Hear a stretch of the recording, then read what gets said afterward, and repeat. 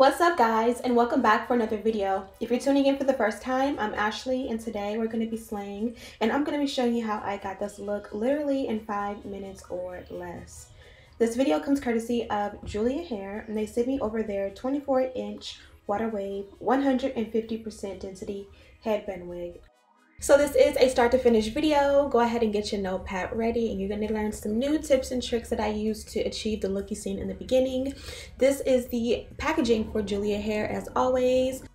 So here's the wig itself, a super beautiful texture. This is 150% density, 24 inches in length, and it fits my head like a glove, which you'll see in just a moment.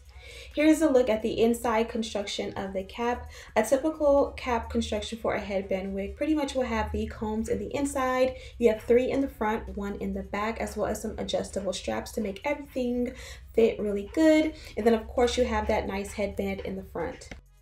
I'm going to put her on and show you exactly how it fits like a glove on me. So I'm going to pull the hair out of the way and you're going to see how I install my headband wigs literally in 2 seconds. Literally 2 seconds.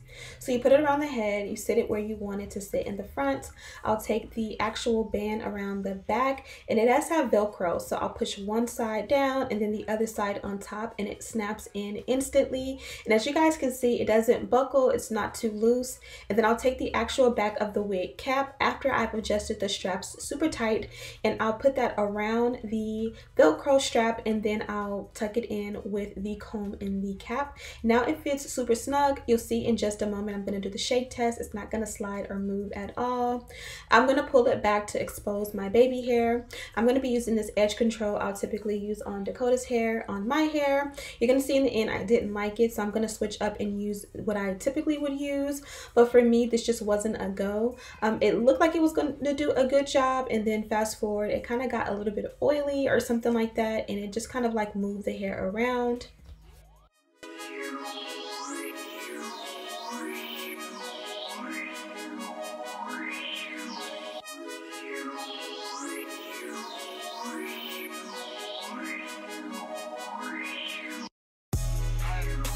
Today I'm going to try something different. This is actually something I used to do like back in the day, like literally a decade ago.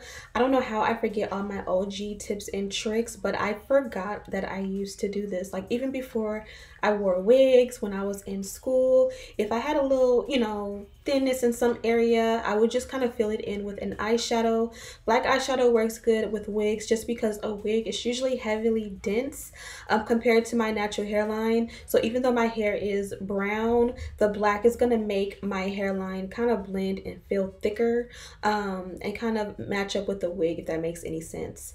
Once I went ahead and put that in, I want to redo the baby hair so that the black kind of like to brush out or blend out that black eyeshadow. And then also, as I mentioned, that edge control I used at first really was kind of like not really keeping the hair in place. So this is going to do a better job. At this point, that edge control was already like making the hairline oily. So this didn't necessarily work to how I wanted it to, but it definitely did a better job at making the hairline look good. And as you guys can see, my hairline looks completely different. It is much thicker, which is a plus for me. So this is probably what you'll see me do more often. I went ahead and buffed some foundation powder into my hairline just so that my hair can, my forehead can match the rest of my makeup.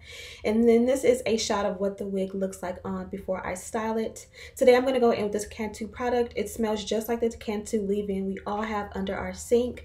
I wanted to try something a little bit different. This comes in a smaller packaging than the large leave-in I typically get for me and my girl's hair. And it smells again exactly like the other one. I believe this one is just a thicker concentrate of the leave-in. So again, as I did with the Tresemme, with this one, I would say go with the leave-in because it's just easier to apply to the hair. It's not as thick, and I believe it's the same price. So I'm a little bit more biased, and I'm going to go with the leave-in. But this is a nice concentrated product. Again, it's very thick. It smells really, really good. It leaves your hair feeling good and smelling good. If you want your hair to have a thicker product, I highly recommend it. It was really, really good with my curls, and I didn't have any complaint. but because it felt like a sibling to the leave-in, I'm biased and I'm gonna go with the leave-in. But of course, it's linked in the description box. I'm gonna pair it with a little bit of water because again, it is on the thicker side, and then I'm gonna use the Denman brush to clump the curls together.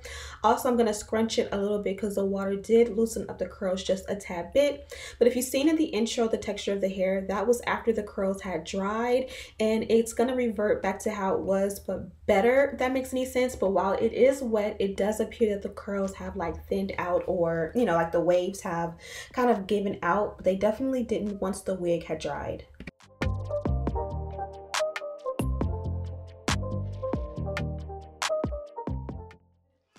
Excuse the screaming, my son is a newbie to Fortnite and he's obsessed, so he's not hurt, he is playing Fortnite. But these are the two headbands that they provided. This one here has a blue and tan, taupey tan type of vibe to it. Really cute. And then this one here is more of a springy vibe. It has that light pink with the blue flowers.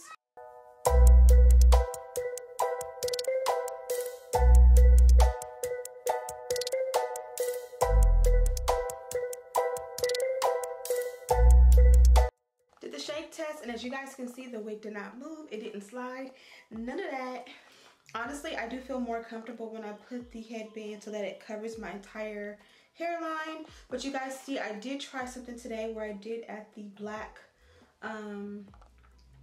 what do you call that stuff, the black eyeshadow, and that darkened up the baby hair. Now what I will say, the black eyeshadow did work better than that spray that I showed you guys in a previous headband video. I like the way it came out, but I did try different edge control. This one here is from Eden something, I think I got it from Sally's, and this is what a lot of times I'll use on my daughter's hair, and it works really good. We don't have the same texture, so I don't feel like it worked as well for me. So I resorted back to the Grip It gel that Arrogant Tay loves so much.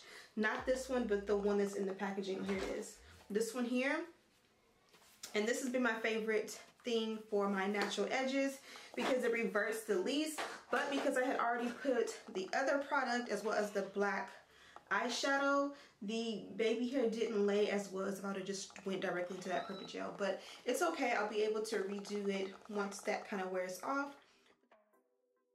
Of course, I can't let you guys go out without seeing what the wig looks like up in the high ponytail. This is my favorite way to wear my headbands. At this point, I have a small little collection of these, and I always keep them up in a high ponytail or a high bun. This keeps my hair out of the face, or out of my face. And of course, I paired it with a little bit of a lip. Usually, I'll do chestnut, but I've been trying out this lip liner from NYX that I've been loving with, of course, a NYX butter gloss, and it's been super bomb. Be sure to check out the description box for everything you need to know. Thank you guys so much for watching, and as always, I'll see you in the next one. Smooches!